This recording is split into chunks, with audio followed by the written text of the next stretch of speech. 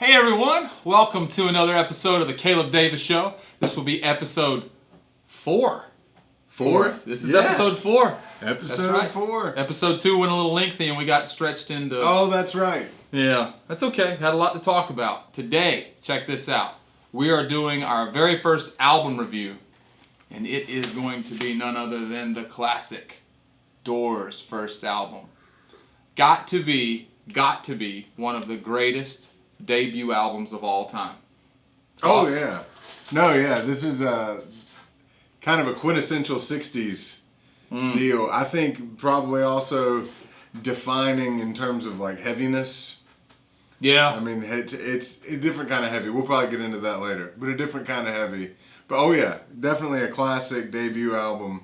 Couple of things about this album, and then a couple of things about how we're going to conduct this review. One thing is, we're going to go ahead and just go song by song through the whole thing. We're going to start in order and address every song on the record. There's not that many, but it's important because, like we talked about in the intro for all this is a complete album. I think it's a complete album.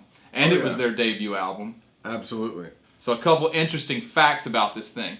This album is essentially, now this is from Ray Manzarek. All right, just so you know, we're going to call these guys by first name like we're pals. We are. It's We know them. me and the Doors, you know. So, Ray, we're going to refer to Ray as Ray. We don't have to say Ray Manzarek the whole time. Right. Ray was the keyboard player and the bass player. Talk about that too. John Densmore, the drummer. We'll call him John. Right. Okay? Robbie Krieger, guitar player. He'll be Bobby. called Bob. Bobby. And Robbie Krieger. And then, what's that guy's name? James. James Douglas Morrison. James. The Lizard Freaking King. That's right. James Dougie Fresh Lizard Band. That's it. All right. So we'll refer to all these guys, Jimbo, and so on. All right, we got that covered. Here's the cool thing. Heard from Ray's mouth, okay, that this is essentially a live record. Ooh, Did you know that? Did not know that. This is basically a live record Yeah. with very, very, very minimal overdubs.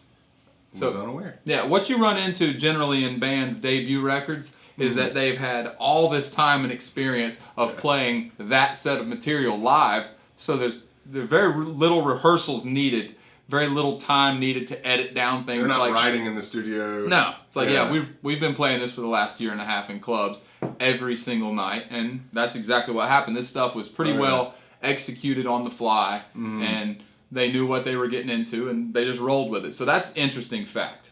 That is interesting. Another interesting fact.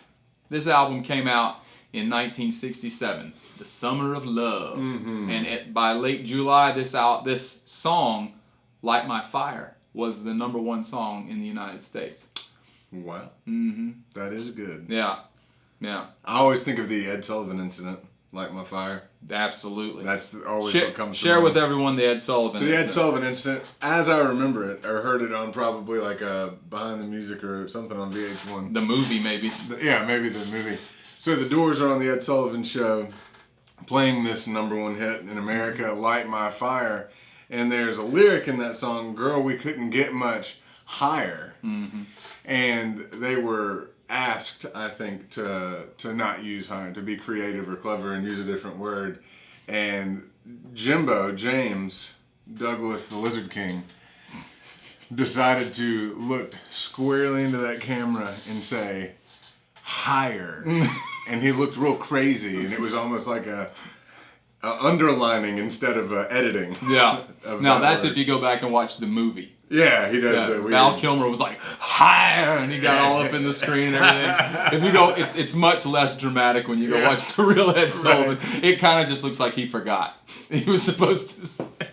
He was probably very accommodating. He was like, "Oh, I understand." Yeah, no, sure, no problem. We're happy to be here. Oh, our album shucks. just came out, and the Beatles just, made their debut here. We're gonna make our debut here. Totally forgot about that one. Sorry. But then by the end of it, because it repeats that first verse at the end. Oh yeah. He absolutely just goes bananas on it. Oh yeah. We couldn't get much higher. It's like, okay. I don't think he forgot that time too.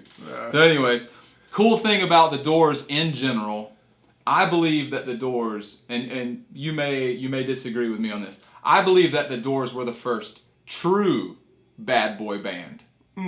Now, I know that the Stones were cast as the bad boys, and they eventually certainly did live up to that role, but they were playing a part. And I think that when they came over, the Beatles came over, and they were the squeaky clean good boys from Liverpool. Yeah. See, this whole thing is backwards. I was about to say, I think the Beatles might have been more bad boy than the Doors. Yeah, but they certainly were not cast as the bad boys. No, yeah, poor Right. boys from Liverpool. Right, causing Roughnecks, ruckus. Yeah. Greasers, yeah, they were that whole thing. And the Stones were the rich kids from London, you know, and they lived up to it. But I Yeah. think as far as just out of the gate, I will not do what you tell me. The Doors were the bad boys of rock and roll. In 1967, when this album came out, I think it was a right out of the gate freaked parents out.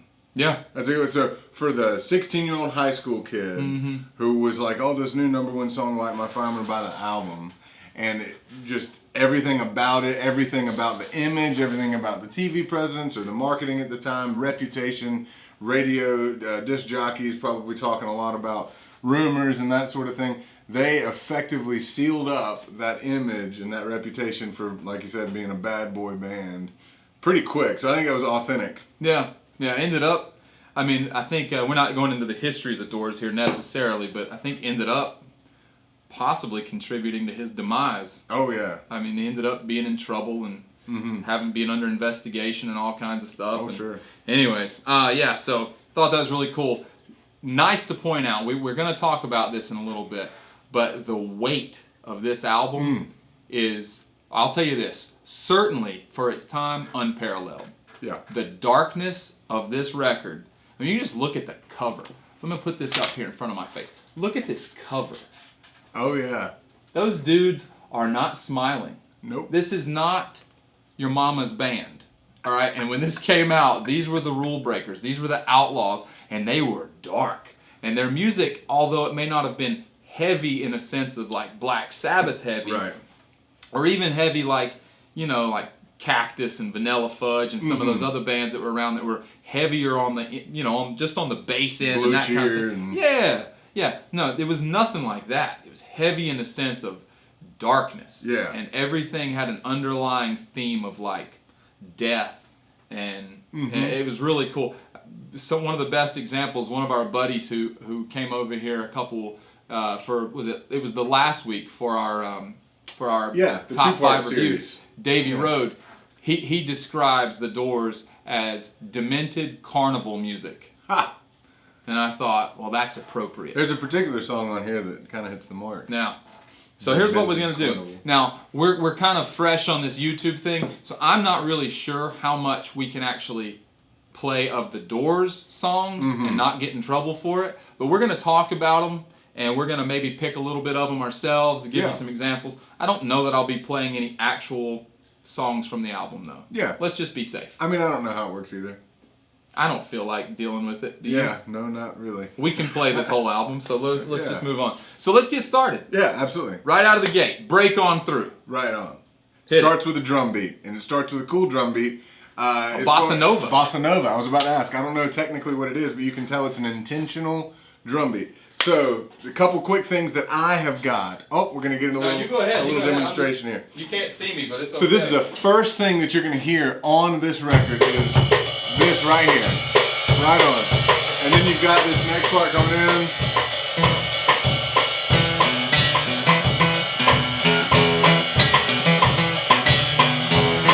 So we got this groove going. It just really sets this loose kind of, I don't know, real free-flowing thing. It's a vibey, yeah, it's a real vibey kind of a thing that starts out right out of the gate, starting off to this break on through tune. And I think that setting the tone, so sonically it sets the tone, and this is what I mean. So you got this loose, jangly drum beat, you've got this keyboard feel going on, and this is sort of it, man. I mean, this is a good preview, table of contents for the rest of this book. This is what you're going to get to a certain degree in terms of what makes up the sound. and thematically. Break on through. Like that's it. That set the precedence for what the Doors were all going to be about. Oh, yeah. The Beatles, you know, they were singing "All You Need Is Love." Mm-hmm. Da, da, da, da, da. All you need is love, love. The Doors were saying, you know, the day destroys the night and the night divides the day. You tried to run, you tried to hide, break on through to the other side. It's like, Absolutely. Man, It probably gets lumped into some hippie music. This is certainly not hippie music. Let me go ahead and I wrote this down because I wanted to make sure. Speaking of that, here's a Robbie Krieger quote. The Doors were about reality. There were the hippies and the flower power and all that stuff, but there's always an opposite side to that, and that was the Doors. Absolutely. Robbie Krieger man. owning it like a champ. He said, Yeah. They knew what was going on in the world at that time. They knew Vietnam was happening and all that stuff, and they didn't bother. So yeah, cool thing too about that song. If you listen, there's lots of influences that are really evident in the Doors' first album. And what's really cool is they draw from these inspirations, but they don't sound anything like them. So like in that song, for instance, when it comes time for the chorus, Ray is going, yeah, you know that? What's that from? That there sounds like some Ray Charles to me. That's exactly what it is. So Ray borrowed it from Ray Charles and said, oh, that's a cool line. It's what I say. What I'd say, that's what it is. Yeah, mama, don't you treat me right. And dig this. This is the chorus of the song we're talking about, where it break on through to the other side. I mean, we're grooving on. Normally, you hit a chorus of a song, you kind of get into your stride, and things sort of simplify a little bit because you've got that kind of going on underneath, and real busy. I mean, it's just a super busy. It rocks too. Chorus going on, which is just weird to me.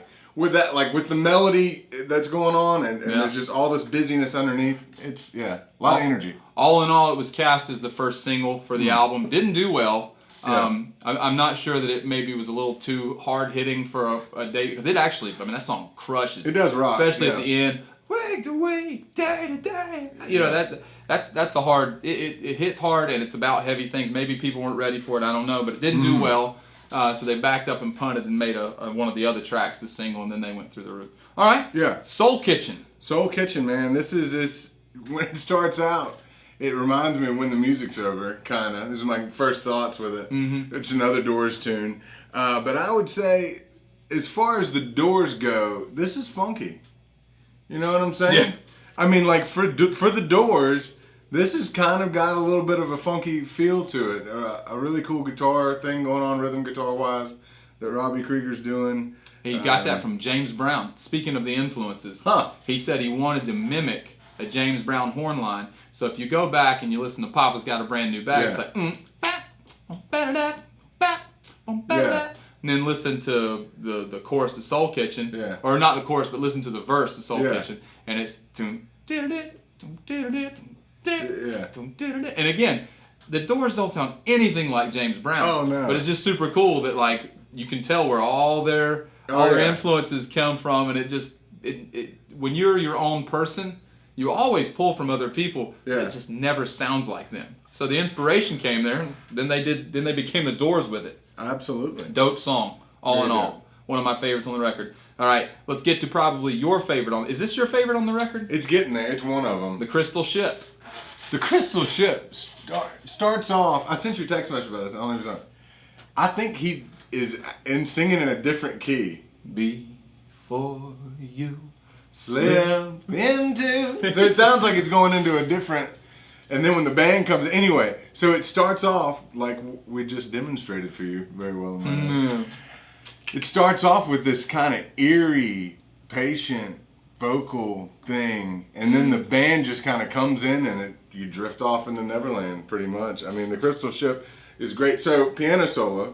So here we go from electric keys to piano, which is a really nice, refreshing kind of. At the third track of the tune, you know, you get this piano sound, which is cool. I appreciate it a lot. And I guess that's overdubbing because there's piano and organ. Yeah, it was one of the few because you can still hear the Vox in the background. Yeah. And it's really cool too that Ray was an organ player, right, for the band. He played organ primarily, but he didn't play this big, stout, hefty Booker T and the MG sounding Hammond B3 organ. Right. He played a Vox Continental and later moved to a Gibson 101. And he claimed that the Vox was too weak for him. Like it didn't hold up well. Yeah. The plastic keys kept breaking, and that's a popular thing with those organs. But that sound is crucial to getting the Doors. Absolutely. You can't play the Doors convincingly on a Hammond organ. No, it just doesn't work. Yeah. It has to be that cheap, small plastic built thing. And he also used a Fender Rhodes bass keyboard that he sat on top. And it was only about a 2.5, 3 octave bass keyboard. So you would get the bass player for the Doors was Ray Manzarek's left hand. Yeah. So he played the parts with this hand and played the bass with this hand. So what you would get, well, I guess going back to something what we just did, but you'd get something like. Now I don't have the keyboard sitting up here, but that would be his left hand, while the right hand would be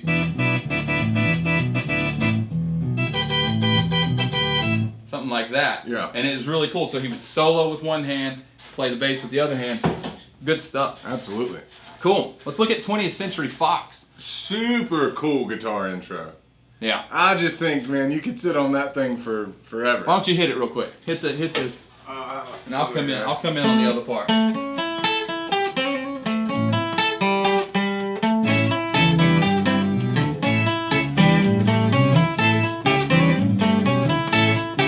Yeah.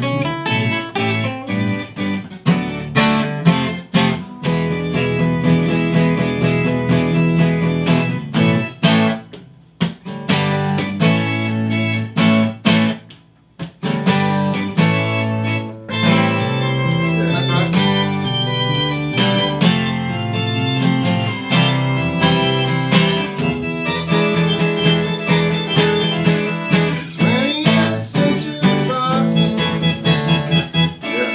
Yeah. Real cool. Great tune. Great tune. A lot of energy. And this is, so I would say, when you listen to this, there's more kind of crunch and fuzz going on with some of these heavier chords than a lot of the other tunes. Yeah.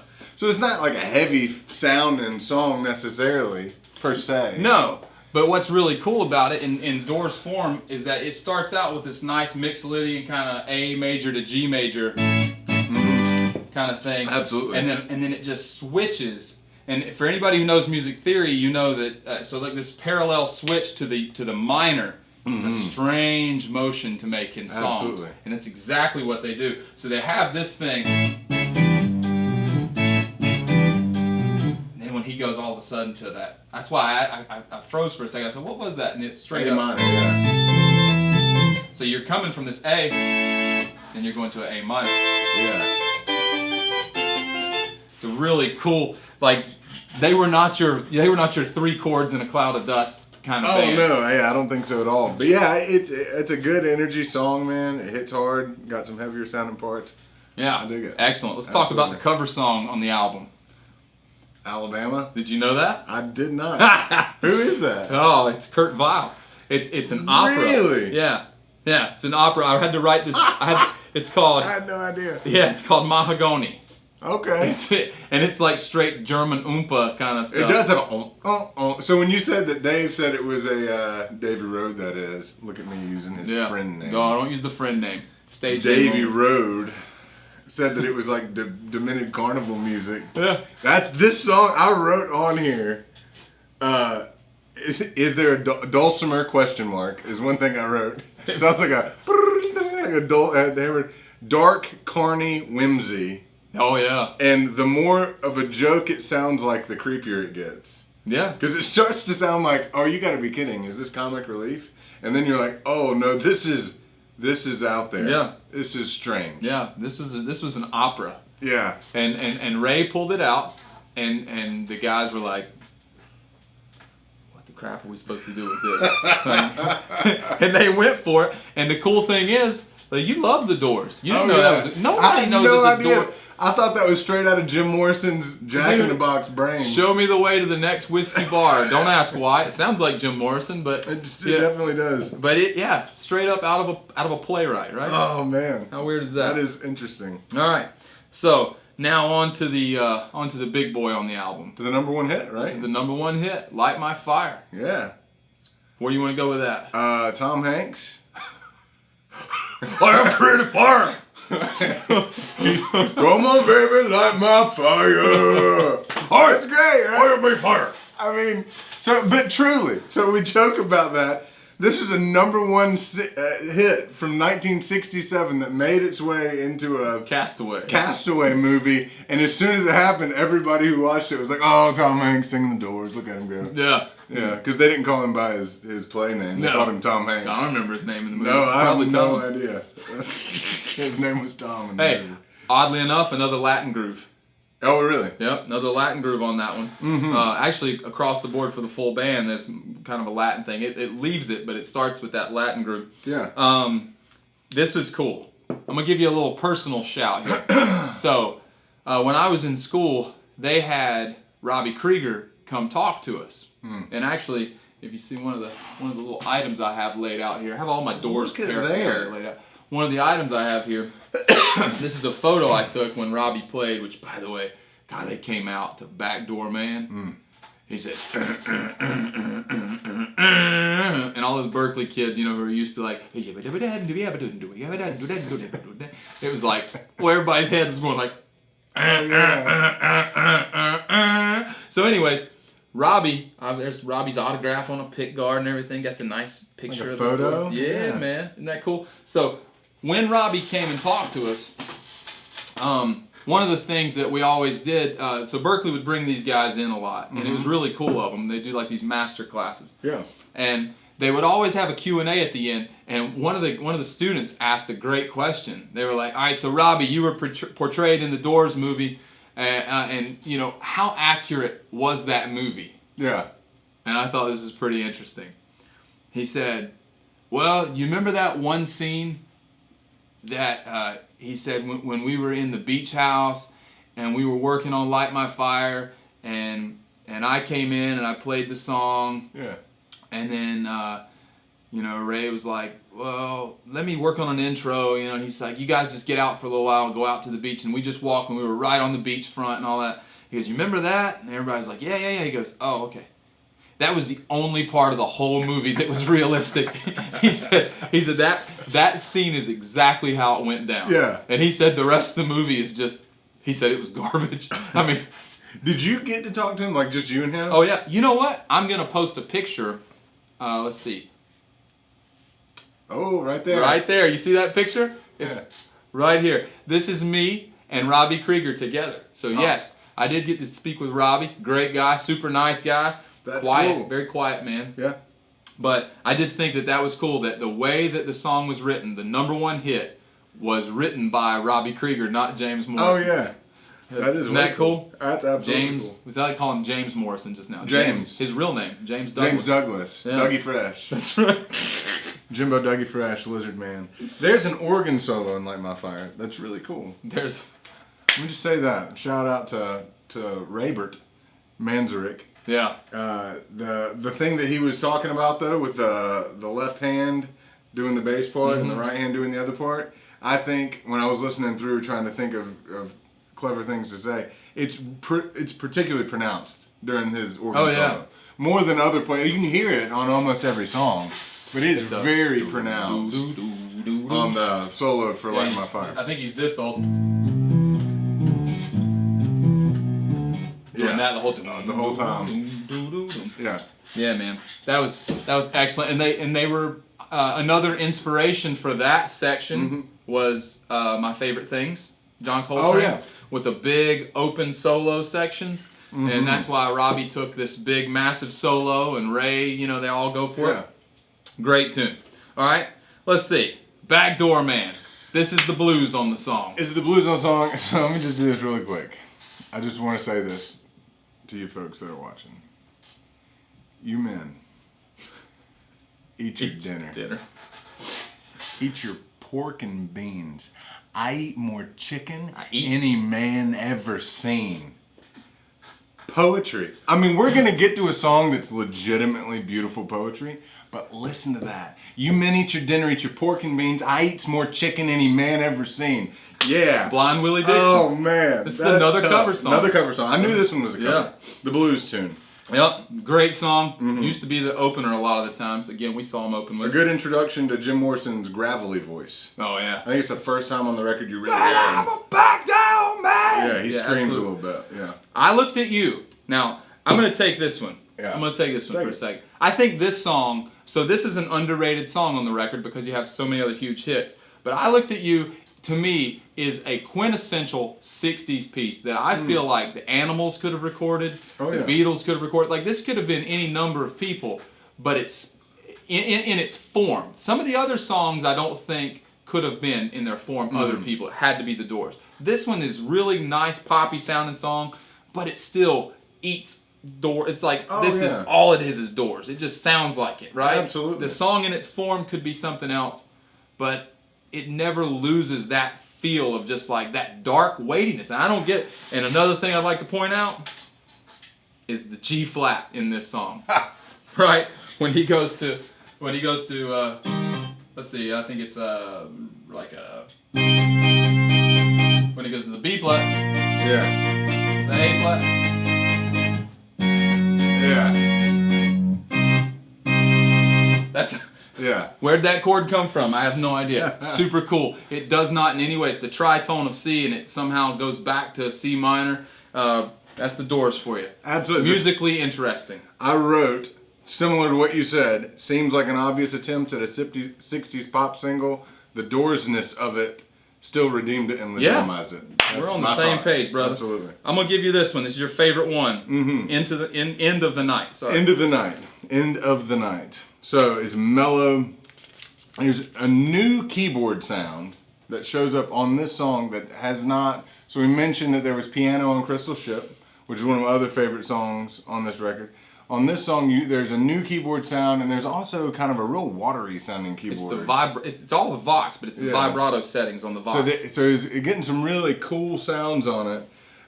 It's just a very mellow tune, but poetically. So Jim Morrison, being known as a poet, I think at the time, as he brought in, I don't know if this is accurate, if this is me blending something from that apparently very false movie.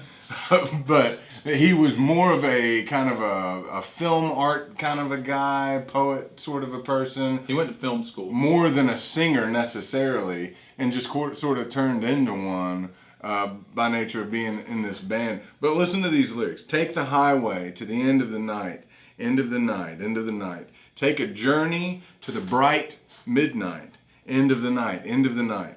And then it kind of repeats through some of these, but these two phrases together. Realms of bliss, realms of light, some are born to sweet delight, some are born to the endless night, end of the night. Mm-hmm. Oh man, I mean that's just really good writing. There's a ton of space in this song, so it's just the whole thing.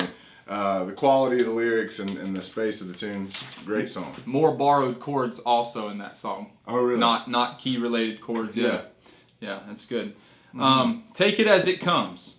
This is an interesting song. Yeah. It's a high energy song. Ray lets it fly on this one. Very cool tune.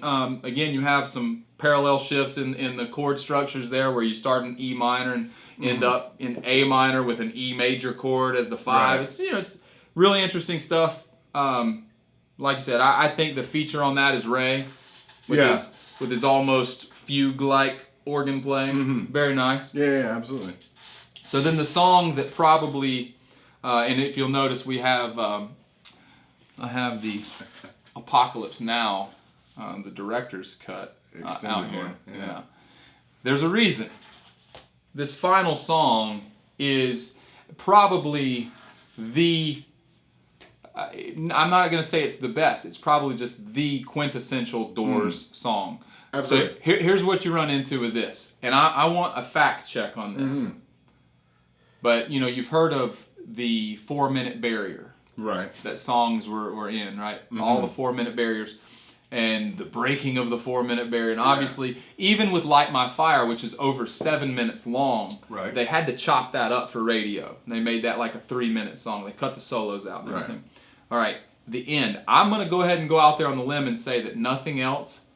It may have been one of the first to exceed the 11-minute barrier.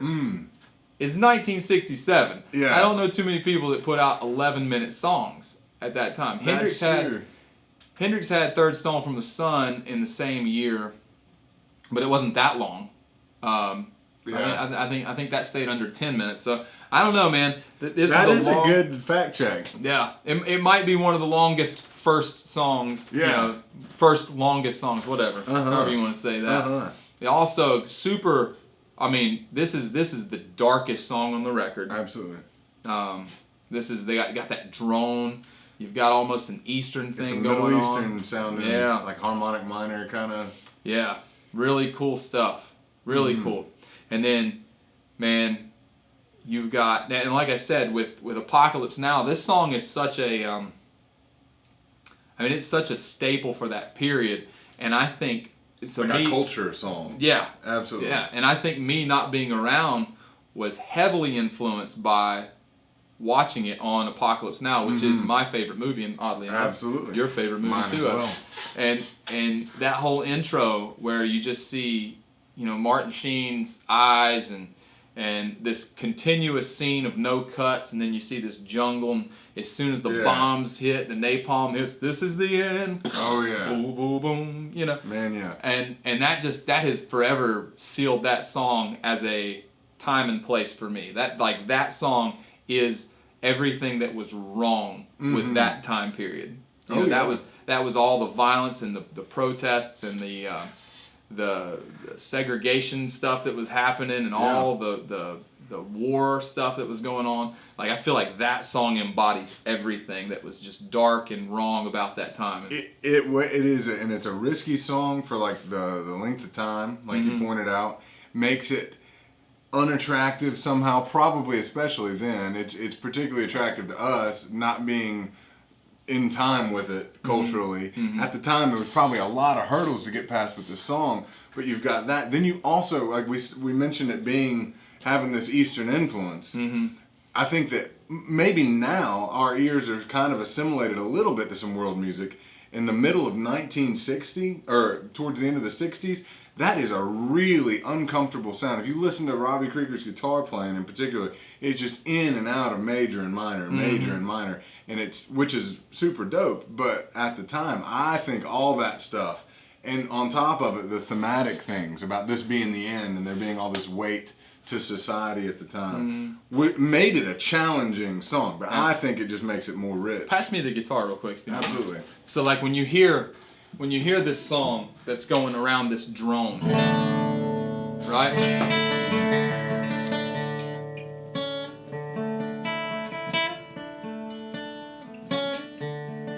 If you think about a Phrygian dominant scale, like I would highly venture that I would assume no one out there would hear that as a major scale. It has a major third in it. Right. So when he's playing,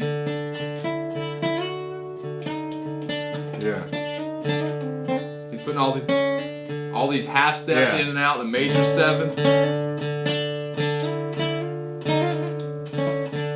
Strange approach, Oh man. yeah, absolutely. Really nice.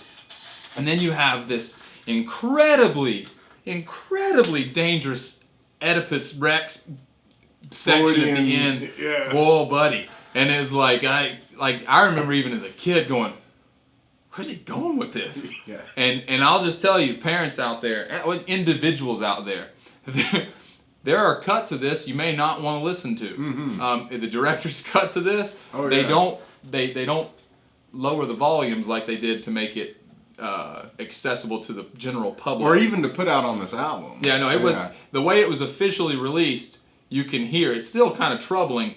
Oh yeah. So some of the director's cuts, though, they mute down what Jim was actually doing when they built this thing up, and it was like, okay, yeah. There's a reason they lowered that down, because I don't think parental guidance had come out yet, and that would have not flown at all. At all. So yeah, you've got that weird section, and this is what they were known for. I mean, they were not known necessarily for that weird section, but for him doing things like that all the time, that were live, that were spontaneous, that were dangerous.